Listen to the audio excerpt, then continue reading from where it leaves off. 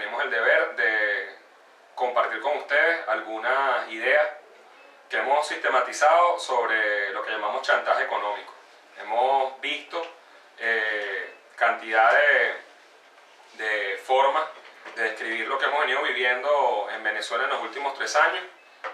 Se le ha dicho guerra económica, se le ha dicho golpe económico. Algunos sectores creen que no pasa nada y es solamente un problema de ineficiencia administrativa, una suerte de presión de parte del poder económico, del poder empresarial en este país y cómo eso nos ha afectado.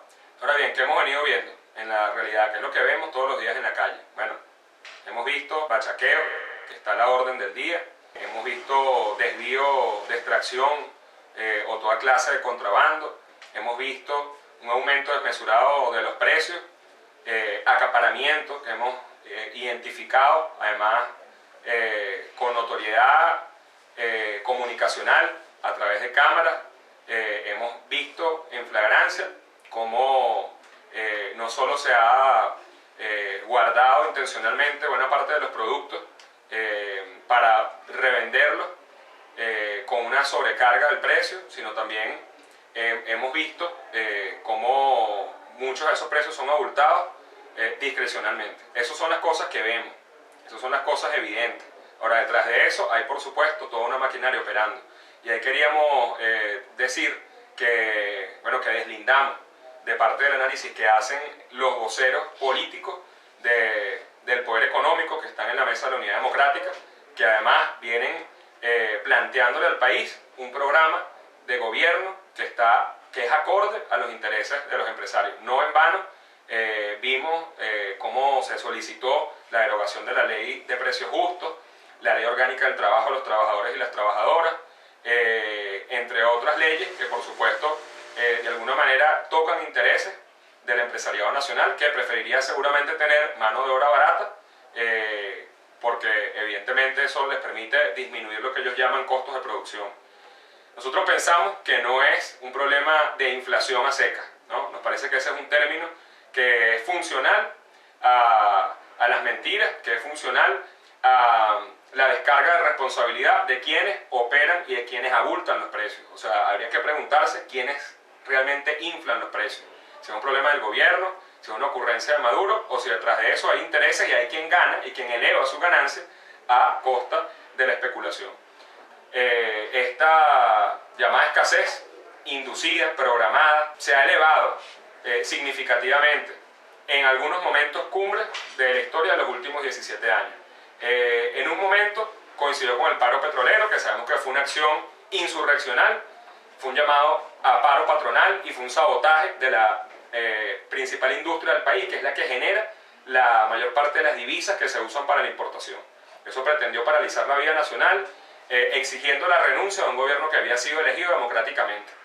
Coincidencialmente, ese índice de escasez aumenta para el momento del llamado referéndum aprobatorio de la reforma constitucional. Funcionó también como una herramienta de presión, donde bajo las consignas de que no había algunos productos, pero también bajo la amenaza de que la reforma constitucional contenía disposiciones que iban a permitirle al gobierno controlar a nuestros hijos, entre otras amenazas burdas, lejos de la realidad, bueno, consiguieron manipular a una parte de la población. Y vemos ahora nuevamente como hay un repunte de la escasez a partir del año 2013 que coincide con la siembra del comandante Chávez.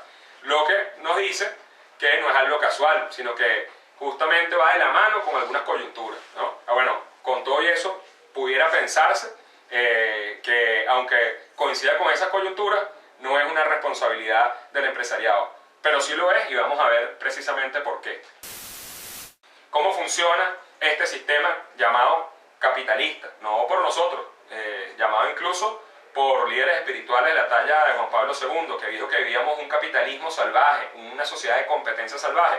Bueno, entre otras cosas, hay unos pocos que se apropian del trabajo de la mayoría. Y precisamente, mecanismos como la especulación permiten que con nuestro trabajo nosotros terminemos enriqueciendo a unos pocos que engordan su fortuna a costa de lo que nosotros pagamos diariamente. Y es un sistema que está pensado para eso, para que quienes tienen los medios de producción o las herramientas para manejar y controlar la distribución, entonces puedan tener ganancias estratosféricas. Un sistema que promueve la competencia, un sistema que no propicia la solidaridad y que precisamente busca que el mercado, que eso que llaman mercado, e incluso el mercado de trabajo, ¿no?, donde uno va y vende su fuerza de trabajo, entonces sea la manera en la que se resuelvan las contradicciones. El problema es que ese mercado no lo controla la mayoría, no lo controlan los trabajadores y las trabajadoras, lo controlan los que son dueños de las empresas y los que imponen las condiciones. Y precisamente eso genera una suerte de guerra de rapiña que no solamente se da a nivel de quienes controlan la economía, sino que además nos imponen eso como una lógica, como una forma de vida. Entonces no es casual que tengamos competencia por adquirir productos en vez de una lógica de solidaridad. Tenemos un modelo económico donde esos mismos poderes tratan de abaratar los costos de producción. La lógica es básicamente poder dominar mercados. Para eso tienen que abaratar primero los precios, ¿no?, para poder controlar la demanda. Evidentemente uno va a buscar las cosas que sean más económicas, pero después esos mismos precios, cuando se controla el mercado, se disparan porque ya hay un nivel de dominio. Es importante entender además cómo se abaratan esos costos de producción, porque además es parte del discurso de la derecha desde hace tiempo, poder crear eso que llaman ventajas comparativas en la economía, y que a veces es un discurso rimbombante para no decir la verdad, pero esas ventajas comparativas que la oposición quiere crear para atraer inversiones extranjeras, además no dicen cuáles inversiones, bueno, tiene que ver con cómo abaratar la mano de obra. Y la mano de obra se abarata básicamente precarizando el trabajo. Esa modalidad que tenían los locales de comida rápida en Venezuela, donde se permitía contratar a una persona por 3 meses y antes de que generara contraprestación como seguridad social, botarla a la calle, bueno, era un mecanismo para no tener que garantizar justamente seguridad social de los trabajadores. Y eso también tiene otras implicaciones. Si este sistema funciona con la lógica de la máxima ganancia, el objetivo es el lucro, el objetivo es la máxima ganancia. Y bajo esa lógica de máxima ganancia también se justifican algunas cosas. El vicepresidente de Fedecámaras planteó en el año 2015 que había que apoyar el bachaqueo, porque el bachaqueo era una forma de poder colocar los productos en un mercado más lucrativo. Entonces no importa si dejamos a la mitad del país sin productos, no importa si la gente se mata haciendo cola, lo que importa es que esos inescrupulosos tengan donde colocar sus productos en un destino más lucrativo. Hemos visto cómo las líneas de productos regulados, sobre todo alimentos, han venido desapareciendo desde hace 3 años, progresivamente. Pero también vemos cómo surgen otras líneas de productos de esas mismas empresas, justamente de versiones no reguladas. Líneas que además se hacen con la misma materia prima, que se compra con las mismas divisas, pero que por supuesto es una decisión discrecional de quien controla el proceso productivo, que es el empresario, para decidir que no se produzcan las versiones reguladas, que son las que puede comprar la mayoría del pueblo venezolano, sino versiones no reguladas que pueden vender al precio que les dé la gana, porque justamente no están protegidas por ningún tipo de ley. Se ha dicho que es el gobierno el responsable de la cotización de la economía. Y eso hay que ponerlo sobre la mesa. Quien tiene el poder económico en este país no es el gobierno. Está demostrado, lo hemos visto. Que hay un esfuerzo importante de parte del gobierno a través del Estado para regular la economía, para ordenar la economía, para además construir un modelo económico más justo, que beneficie más a quien más trabaja, que beneficie más a quien más necesita. La harina precocida de maíz, por ejemplo, la controla la empresa privada en no menos de un 78,3%. Solamente una de las empresas más mencionadas por su responsabilidad en este chantaje económico controla el 49,6% de la producción de harina precocida de maíz. También vemos cómo para productos como la margarina, la empresa privada controla no menos del 90% de ese sector. Con la mayonesa, el 65%, con el aceite, el 70%, productos como la avena, el 48%, con el atún, el 40%, la malta, el 95%, los refrescos, el 52%. Seguramente estos últimos productos son de los que menos necesitamos, porque además son productos que tienen una alta carga calórica, productos que son cuestionados mundialmente y que paradójicamente los han terminado imponiendo. Uno sale a la calle y ve cómo no consigue, por ejemplo, agua potable, agua embotellada. También se ha dicho sobremanera que lo que hemos vivido en los últimos 3 años tiene que ver con la nacionalización de las empresas. Ya dijimos que apenas el 3% de las empresas registradas en el SENIAT son empresas de propiedad social. Pero también tenemos que analizar cuáles son esos casos para que no sigamos cacareando parte de la propaganda que nos ha venido imponiendo la empresa privada. ¿Cuáles son las empresas nacionalizadas? Habría que ver cuánto estaban produciendo, cuánto están produciendo ahora. Además, empresas que dependen en buena medida de otras empresas que son privadas. Ya lo decía el comandante Chávez en el golpe de timón, no puede sobrevivir un injerto de socialismo que termina siendo una isla en un mar capitalista. Y eso precisamente ha venido pasando porque parte de los insumos que se requieren para fabricar o producir algunos de los productos de esas empresas nacionalizadas no dependen del Estado, dependen de la empresa privada. Ahora pensamos que quizás más que una situación caótica, que una situación de vulnerabilidad, nos permite repensarnos como país, a ver cómo comenzamos a producir y dejamos de importar buena parte de lo que producimos, que tiene que ser la verdadera agenda. Y vemos también cómo parte del cuento que nos han venido vendiendo mediáticamente de que no hay divisa es también una excusa. No va a haber divisa si evidentemente baja el ingreso petrolero, pero además buena parte de las divisas se la ha llevado la empresa privada. Procter & Gamble, por ejemplo, que es una empresa responsable de comercializar en este país buena parte de los productos de higiene personal, recibió en el 2014 470 millones de dólares a precio preferencial, es decir, a 6.30. Eso es 188% más que el promedio que se le asignó a esa empresa en los últimos 10 años. Vemos también en diapositiva cómo justamente desde la década del 70, que coincide con la nacionalización del petróleo, la productividad se vino a pique. Y no fue sino hasta después del 2002, justamente después del paro petrolero, que el Estado comenzó a intervenir más fuertemente en la economía. ¿Qué demuestra eso? Bueno, que desde la década del 70 esta empresa se dedicó a parasitar sobre la renta petrolera y se dedicó a apropiarse de la divisa. Entonces no más el cuento de que son los sectores productivos, pues esos sectores productivos dejaron de producir para vivir de la renta.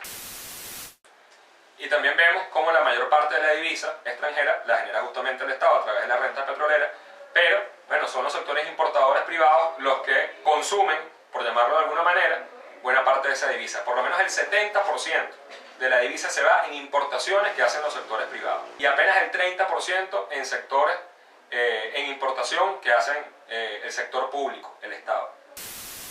Vemos también cómo el llamado dólar paralelo se despegó y termina siendo una justificación hasta el que no importa para inflar los precios. Pero pasa que justamente coincide el aumento o el repunte del llamado dólar paralelo como referencia cambiaria con el momento en el que el Estado decide dejar de ofertar los bonos de la deuda pública porque ya se veía venir una disminución del ingreso petrolero. ¿Y eso qué permite? Bueno, que quienes tienen su divisa extranjera, su fortuna en divisa extranjera, que no es la mayor parte del pueblo venezolano, entonces tenga cada vez más bolívares. Es decir, se infla, se genera más ganancia en bolívares sin trabajar, solamente se engorda. Deberíamos ver, por ejemplo, cómo el 24% de las importaciones entre 2002 y 2014 fueron importaciones de capital fijo, es decir, de maquinaria. Y cómo, por ejemplo, el 52% son bienes de consumo intermedio, es decir, materia prima, para producir, para transformar esa materia prima en el país. Como apenas el 25% son importaciones de consumo final, es decir, productos terminados. Lo que quiere decir que lo que estamos importando es para producir en el país. Con cifras de la CEPAL, que es un organismo respetado a todo el continente, vemos como países como Bolivia, como Argentina, como Perú, como Chile, como Colombia, tienen índices de importación mayores que los de Venezuela en relación a su Producto Interno Bruto. O sea, no es verdad que tampoco somos el país que más importa. Lo que no niega que tenemos que diversificar la producción, no podemos depender de la producción de un solo rubro o un solo producto, que es el combustible fósil. Ya vemos cómo buena parte de los países del continente importan más que nosotros y a lo mejor no tienen esa suerte de caos porque no tienen una guerra declarada. Pero bueno, ¿cuál es el efecto psicológico que se busca crear? La neurosis, ¿no? El ver una cantidad de gente impaciente, agotada físicamente en las colas que generan este tipo de manipulaciones. Comprar lo que se pueda por si se acaba. Histeria, ¿no? Bueno, tener lleno el gabinete por si acaso. La angustia, no importa qué precio. yo lo pago con tal de conseguirlo. Y eso es funcional al mercado, a esa llamada ley de la oferta y la demanda que existe en esta lógica económica que opera bajo la lógica del chantaje. Porque quienes controlan la oferta no somos nosotros, la mayor parte de los venezolanos y las venezolanas, no es la mayoría trabajadora, son esos sectores llamados empleadores, comerciantes, empresariales, que por supuesto, bajo esa restricción de la oferta, obligan una demanda desesperada. Y esa demanda desesperada después está dispuesta a pagar lo que sea. Por eso es que estamos llamando una sinceración, no de precio, porque eso es fácil, sincerar un precio bajo lo que Lorenzo Mendoza está diciendo que vale cada producto. No, una sinceración de los costos de los productos y de los servicios. Que todos los venezolanos y venezolanas sepamos por qué están exigiendo ese precio, cuál es el costo del talento humano que ahí trabaja y que invierte su fuerza de trabajo para que eso llegue a cada mesa. Lo que se busca en el fondo es legitimar un gobierno de los empresarios. ¿Por qué decimos eso? Bueno, ¿quiénes son los liderazgos de la oposición? Un Ledesma, que es todo un delincuente además, un mando militar de la plataforma del ejército paralelo que han tratado de crear acá, del paramilitarismo que han tratado de introducir al país, pero que está vinculado a las mafias inmobiliarias.